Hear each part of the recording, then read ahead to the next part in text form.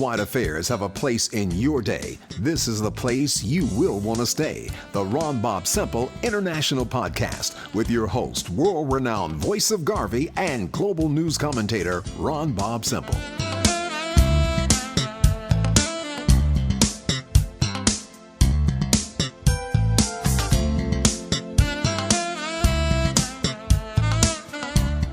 Greetings and welcome to the Ron Bobb-Semple International Podcast. We will be addressing global issues that impact our day-to-day lives.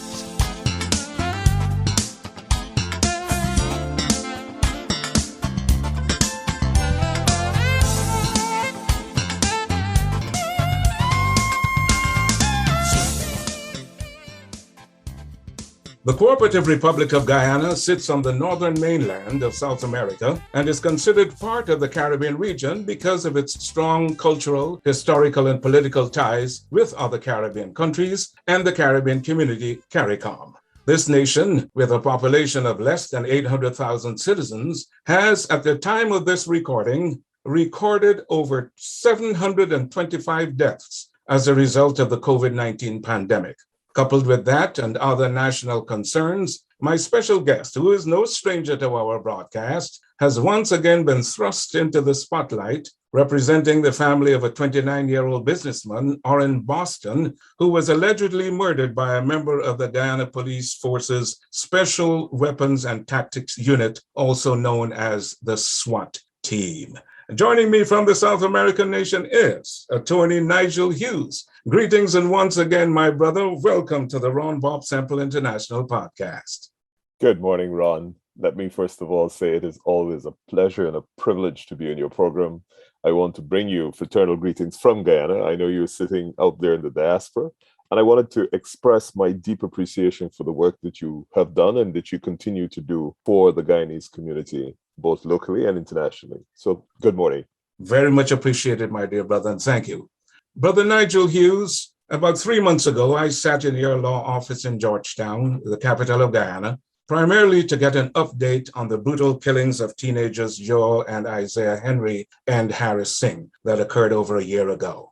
Now we are about to discuss the killing of Mr. Orin Boston while he was in his bed alongside his wife at approximately 4 a.m. on September 15th, 2021. I'll give you all the time you need. What happened? Okay, so this is a really difficult one because this was such a clear execution. So I will only restate the evidence as we have gathered it from his wife, who was lying next to him. She and her husband retired to bed, 2:30 in the morning. He was not dressed. She was partially dressed next to him. They were lying in their bed. I just have to give you a little bit of a description of the room. The door into their bedroom opens inward. It doesn't open outward. So when you push the door open, it swings on the right hinge. And as soon as you open that door, the bed is on the inside of the doorway. And their heads were against the same wall that the door is in. So if you push the door in, they would not see who is coming in. They would be taken completely by surprise. Somewhere between 4 and 4:43 in the morning. The wife says it's 4:43. This Special Weapons and Tactics Unit arrived at the house. Their little daughter, who was in the front bedroom, this is a single-story premises, was in the front bedroom, heard the noise because their sliding door is not locked. It's not usually locked because they live in a family compound. There are about 2 or 3 houses in the compound, and it's a pretty secure part of Essequibo. Dartmouth, people may know, is notoriously quiet. Matter of fact, the entire Essequibo coast is not known for any sort of high crime area as such. Certainly not Dartmouth. The Special Weapons and Tactics Unit comes in the door, pushes the sliding door back. They see his daughter, and they remove her from the premises and say, "We're looking for your father." Normally, if you see a young person and if you have intelligence, the intelligence would indicate that there's likely to be other young people in the building and that you need to proceed with caution. They remove her. 3 officers then push the bedroom door of Mr. Boston open, enter his room instantaneously with AR-15s. Those are very large automatic weapons that require both hands on them. So this is not a handgun. This requires both arms on the weapon. He is lying in his bed. They open a single shot which penetrates his left side, goes past all the main arteries, through his body, ricochets, and damages several organs. Instantaneously, with that bullet hitting him, he urinates himself. His wife says she feels the urine on her thigh because they're lying next to each other. He has no clothing on. And she, of course, as anybody can imagine, is petrified. She sees these three men. They all have on the COVID masks. After they've shot him, she is in a panic state because she doesn't know if they're going to shoot her as well. And she says, "Can I leave?" They allow her to leave the room.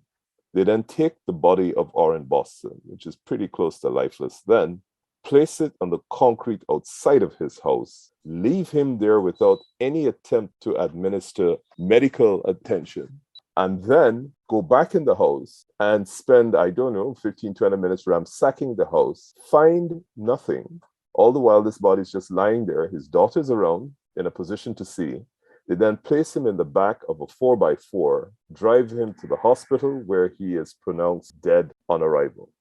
That, to me, sounds like an execution for several reasons. One, by the way, Mr. Boston has no criminal record, so he is not known for any association with criminal elements. He's not been arrested before or in prison before, and there's nothing to indicate that any attempt was made to contact him during the course of the day. The fact that he was naked and that he urinated himself indicated quite clearly that he was not even in a position to have a weapon with which to threaten anyone. The Special Weapons and Tactics Unit, after they dropped him off, I think they left.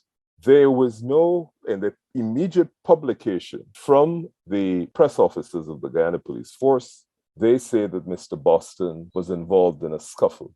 This is without any attempt to even attribute what the eyewitness, which was his wife, who was lying next to him, said about this execution. So they automatically attempt to justify their execution of this man by saying that he was involved in a struggle. They also mean by saying that he was being aggressive. This is a person with whom they've had no previous interaction. The members of the community, upon hearing this, without any form of encouragement, without any form of incitement, are so outraged at this execution of their villager. Invasion of Dartmouth, notoriously quiet. You may recall that Dr. Reed came from Dartmouth. Dr. Reed, for those of us who can remember him, was a very, very urbane, very peaceful. He was a person prone to settlement, and I suspect that is the sort of person that Dartmouth would typically have as their citizens. They were so outraged by this that they blocked the road, and they were expressing their outrage at what had happened to Mr. Boston. His wife, children, completely traumatized. And then the fact that after they searched his premises for an extended period while they left him lying, bleeding outside, and found nothing. They didn't even find a grain of cannabis. They found absolutely nothing. It meant that whatever intelligence, if they had any, was completely discredited. It was poor, it was without foundation, and therefore this goes down as nothing short, in my view, of a murder. Now, there are a lot of parallels between this killing and the killing of Shaka Blair. Shaka Blair was not in his bed, but Shaka Blair, who was in Buxton several years ago, was executed by another special team of police officers in front of his wife and children, and the rest is history. I understand that His Excellency, the President, this week said that there is no history of the execution of African people in Guyana, and therefore you can't refer to what is a non-existent state of affairs to attribute it to his party. You're referring to the extrajudicial killings. I'm talking about the extrajudicial killings. Well, I can only say that those that I either was involved in investigating, and some are extremely prominent, Ronald Waddle, the guy who was killed with the loudhailer, Crummy Wing. You have Shaka Blair. There are so many people, all African, executed, that it disturbs me that this would escape even the slightest knowledge of the head of state. This is not about who you want to attribute it to. These are facts that exist there, verified. The fact that one newspaper sought to say it may not have been 10, it was 8, does not detract from the fact that 8 people were executed during a particular time and period of our history. And all I think people are concerned about, or certainly people of a particular ethnicity who have been executed, are concerned about, not all, but what they are concerned about is that it appears as if we are heading back into a similar situation. And you know that unless you are particularly mentally challenged, if you get burnt once, you are not going to go and touch the kettle again. You can get fooled once, but are you going to allow a similar situation to be repeated without taking some sort of action to protect yourself? The acting commissioner of police, Nigel, has said that the Guyana Police Force possesses the ability to conduct a, quote, comprehensive, impartial, and professional, unquote, investigation into the shooting death of Mr. Boston. In other words, the police will be investigating the police. Yet about a week after the killing, the commissioner himself told the nation that he did not know who authorized the raid that resulted in the loss of Mr. Boston's life. Any explanation?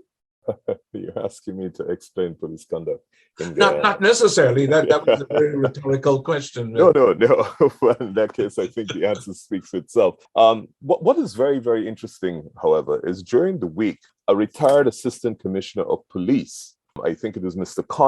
Clinton Conway, wrote a letter to the editor saying that he read or heard that the police were going to review their standard operating procedure for the SWAT team. He said two very interesting things. One, there are no standard operating procedures for the SWAT team that he is aware of. And this is an assistant commissioner, retired commissioner. And two, he set out the 5 circumstances in the existing statement SOPs in which the police can actually fire.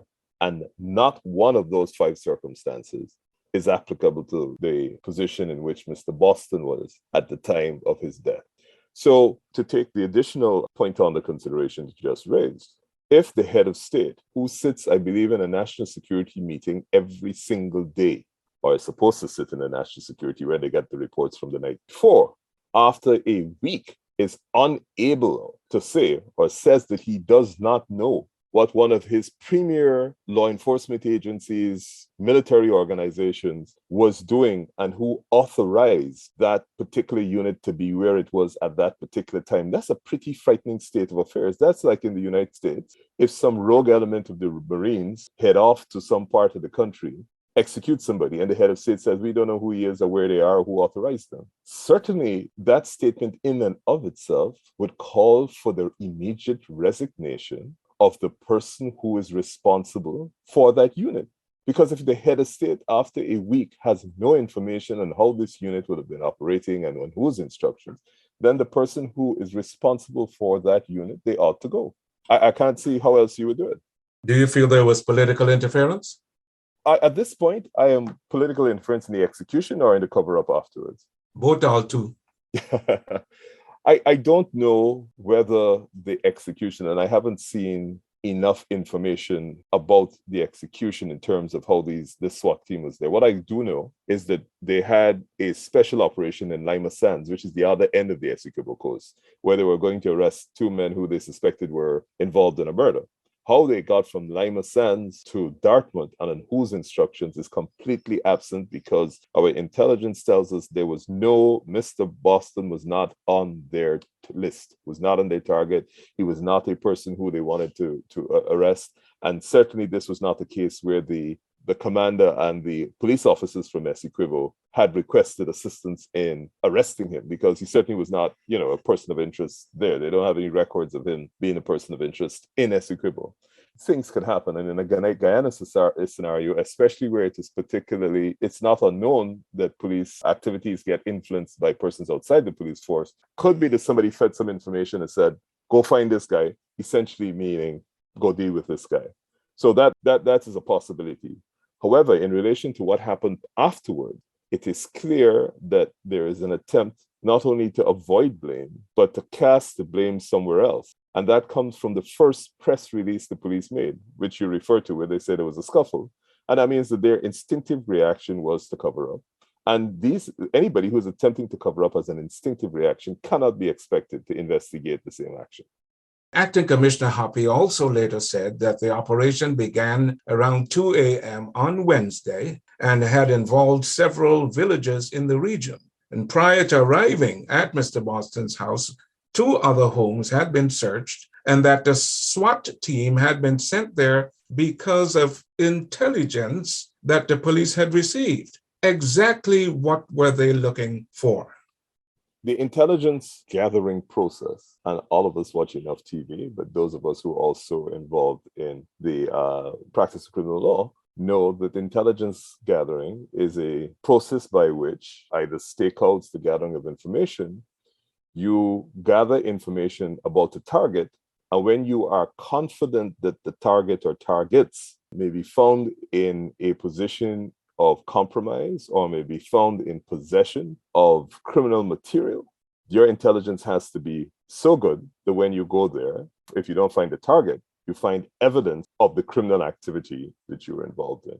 I think there were 2 or 3 homes that were invaded in a similar manner. The door kicked open, damaged, went inside, nothing found. They got to Mr. Boston, executed him, then attempted to look for criminal material, found nothing, which means that that entire SWAT team or whoever fed them the intelligence, the head ought to go, because you have somebody dead and you have no actual tangible evidence of any criminal activity, nothing. And you have a dead person. So the entire process of intelligence gathering is seriously under review. That's a secondary aspect to this, because we can't live in a society where you clearly are gathering intelligence that is so poor that when you act on it, it results in the loss of a life of a citizen, and you have no evidence to indicate that the person was involved in any activity. Under what circumstances should or would a SWAT team be deployed to a scene? Okay. The definition of SWAT, special weapons and tactics, means that you require special weapons and tactics to deal with a particular target. That means the target is either very, very dangerous, highly skilled, likely at the time of an arrest to react in a violent manner to cause the law enforcement agencies harm. So you have special tactics that you use. If you have, for example, a person who was previously a member of the GDF Special Forces who's gone rogue, involved in criminal activity, you know that he has some skill and ability to be able to disarm or harm the people who are likely to arrest him. Special weapons and tactics does not give you the authority to kill someone. What it does is it affords you the situational advantage to disarm and render not dangerous your target so that you may arrest that person and take them in. Special weapons and tactics is not a hit team. You do not have in a law-abiding country with the rule of law teams that go out and execute the people. This is not, you're not in an Afghanistan situation here. The presumption always is that even the most dangerous and notorious of criminals should be taken into custody so that the society can put whatever allegations it has against them to them and give them a fair opportunity to challenge those allegations in a trial in a court of law. So the fact that you send a SWAT team does not authorize you to kill or does not authorize the team to kill someone. What it does is says that the team has the ability to deal with whatever situation it is. And there's nothing in this Boston situation. He was an ex-special forces. He was a notorious criminal. His house didn't have special fortifications, which they would have known. As a matter of fact, the sliding door wasn't even locked. So if all their intelligence was reliable, there was no need, certainly for special weapons and tactics team, for the arrest of Mr. Boston. And no attempt was made to arrest him before. He wasn't even asked to come to the police station. Attorney Hughes, you have been practicing law for over 3 decades. Do you get discouraged when such killings occur and there hardly ever seems to be justice meted out to the family of the slain and in extension to the citizens of the country? Discouraged, my friend, is a luxury that I cannot afford myself. And I just put that in context. Every time I think that I could afford the luxury of being self-indulgent and thinking that a particular situation is hopeless, I think of those people who have sacrificed that have allowed me to be where I am, who faced odds that were a million times worse than I was, whose circumstances had to be horrendously hopeless. What would it be in 2021? It isn't 2.5 centuries where either one of us could have been lying at the bottom of a ship in our own feces for 6 weeks being transported from the African continent. This is a fact. And when I think of the luxury of being hopeless, I think of the sacrifice of those persons. And I think I don't have the privilege to feel discouraged. I have a responsibility to all of the people who continue to suffer the same horrendous discriminatory actions that result in either death, injury, or the frustrations of their ability to exercise their true talents. And I think that I have to continue to do what I can do in my small part of the world. 3 months ago, when we were discussing the investigation of those responsible for killing the 3 teenage boys, I asked you what had been the Ethnic Relations Commission's response to those killings. You responded emphatically, none that you knew of. What has been the response from the Office of Professional Responsibility to the killing of Mr. Boston? I don't think the Office of Professional Responsibility has issued a statement. I don't think they will be allowed to issue a statement outside of the official police channels. So any statement that we get from OPR is going to come by way of the official police. OPR, of course, does have capable investigating ranks there.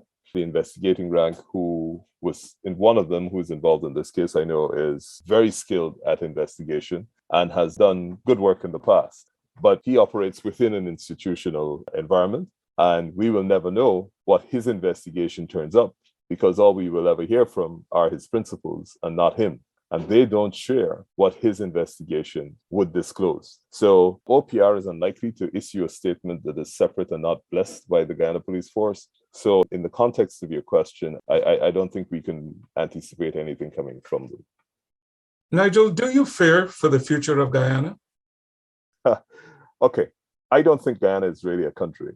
Guyana is a geographic space where different groups coexist in or attempt to coexist in what I suppose officially described by the UN as a country. But I don't think that we are a country. I don't think we have a common sense of purpose. I don't think we consider ourselves part of a nation. We are individually collective groups. And I think the current political situation in Guyana, as well as the current ethnic relations, confirms that in my view. The question is, given that the groups that are here are so large and they're not capable of going anywhere else, is whether the leadership of the various groups, tribes, bodies, whatever you want to call them, will reach the stage where they at least attempt to arrive at an arrangement that allows peaceful coexistence. And peaceful doesn't necessarily mean the absence of violence. Allows a coexistence that permits the different groups or the young people or the people from the different groups to be able to follow their dreams, and that we have a common set of standards, laws, rules, etc., that can apply across the board, and that we have people who can apply these fairly across the board. So Guyana itself, not a question of fear. We haven't been a country. We got some independence in what it was, 66, but we're not a country. What gives you hope for the land of our birth? Difficult question. At the present moment, there is a paucity of hope. Let me say that there is a paucity of hope. It's not hopeless, but there's a paucity of hope. I know that the respective leaderships of the different communities all say that they have the best intention of the entire country at heart. The reality is that their efforts don't seem to reflect that. And so certainly for the next, 10, and I wouldn't want to project beyond that, I certainly think there's a significant absence of hope. For Guyana, it's not that it's going to stop existing. It's not that we're not going to have a passport. It's not that we're not going to have a police force or ministers of government. It's just that we are going to continue to underperform. Not even underperform. There's going to be absence of any sort of real development. The country will have a lot of money. It will go into certain pockets. The rest will be squandered. There will be projects that make no economic sense. But that's just the way it is. I'll continue with the word hope. I certainly hope I'm wrong. You appear to me, Attorney Nigel Hughes, to have a subdued passion. Where does that come from? Probably my mother, and before her, maybe my maternal grandfather. very interesting. The Georgetown Civil Service, the equivalent of the GPSU back in its day, which is called the British Guyana Civil Service, actually had a very large strike because he was supposed to have been appointed Postmaster General of the country during colonial times. And the Caucasian people who ran the country refused to appoint him because he was Black. And the entire civil service struck. And of course, what eventually happened was he got appointed, but they also appointed a white person to execute the funds. But and I had the privilege of being alive during his lifetime. And there was a commitment, not just from him, but from all of the people, the extended community and family that existed then, about fighting to give the next generation a better chance. These people really sacrificed. If you think of the people who became teachers, who went away to study in England, did all of this on their own, sacrificed in really difficult circumstances, just so that they can give the next generation some better platform upon which to start. And I am deeply appreciative on both sides of my family, both the Hughes and the Deans, of that sacrifice. And therefore, for me, I have a responsibility during my lifetime to at least expand that footprint and provide a base for the next generation. Do you have a further update as to the status of the investigation of the murders of Joel and Isaiah Henry and Harish Singh? The sad thing about that, Ron, is that the investigation is closed officially. The police, as far as they're concerned, they have charged two men who have given, one of whom at least has given a confession statement. So there's no investigation going on. Their position in this is it's closed and there's nothing left to investigate. And when these men are acquitted or discharged, they're not going to bother to reinvestigate because they're going to say, well, it's the court that let them go. So for all intents and purposes at the official level, that investigation is completed. What is the reaction from the man in the street about these killings that seem to be regurgitating once more after the 23 years of the rule of the People's Progressive Party civic? And of course, coupled with the fact that the COVID-19 pandemic is just destroying the very fabric of Guyana and Guyanese. How does he or she feel about what's going on locally? I think the best example of a response or indicator of how they feel is the reaction of the people of Dartmouth. They instantly got up, protested, and blocked the road and said, enough is enough. That is where people are. I think the only reason we are not in greater crisis at the moment is because there appears to be a vacuum of leadership in the non-traditional supporters of the PPP. And I think once that is sorted, we are going to see, I think a significantly different approach. But it is clear for the average person in the street that, just from the reaction of the people in Dartmouth, they didn't have to, no politician came in and spoke to them, no civil society activist, no rights person came in. They were outraged. And I think across the board, if you are not in the favored group or in the, you're not in that inner circle, irrespective of your ethnicity, you're on your own. So there's a significant level of, I don't know how to put this. There's a significant level of tension. There's a significant level of resignation. And I certainly, in my personal experience, I have never seen the race relations in the country as poor as they are at the moment. And I was saying that to an Indian friend of mine the other day, that this is the worst I've ever seen it. Do you feel that the response from the citizens of Dartmouth will have a domino effect and members in other communities throughout the nation will be, quote unquote, forced to lock the state down? I think a lot depends on the continuation of the egregious action. So if they say, for example, we're not going to charge anybody with the killing of Mr. Boston, we're going to have an inquest, which is really the worst possible outcome, because an inquest goes nowhere. It means that you are uncertain about who killed him, which is impossible in the circumstances. And that is just a delay to afford the members of the squad who are responsible for this execution an opportunity not to be under the microscope.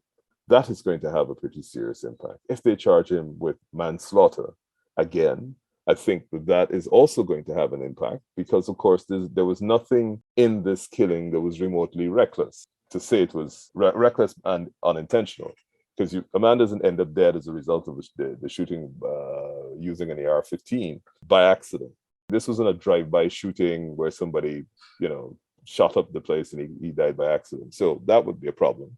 And I think inevitably in Guyana, there will be more killings and there will be more acts in which the material that leads people to believe that they are being specially targeted, whether for economic purposes, for economic isolation, or for social isolation or lack of opportunity, those are going to persist. And those have inevitable consequences. Attorney Clarence Anthony Nigel Hughes, everything you've been makes you who you are. Thanks for joining me on the Ron Bobb-Semple International Podcast and giving us your perspective on the current climate there in Guyana. Asante sana. Ashit, and you have a wonderful evening. Thank you, sir. Thank you. Thank you for spending some time with us. If you are so inclined, you can subscribe to these podcasts and donate to them by clicking on the Support the Show button on the website. Please continue to protect yourself and your loved ones during this global pandemic by observing all protocols. Be safe, be strong, and be aware. I'm Ron Bobb-Semple.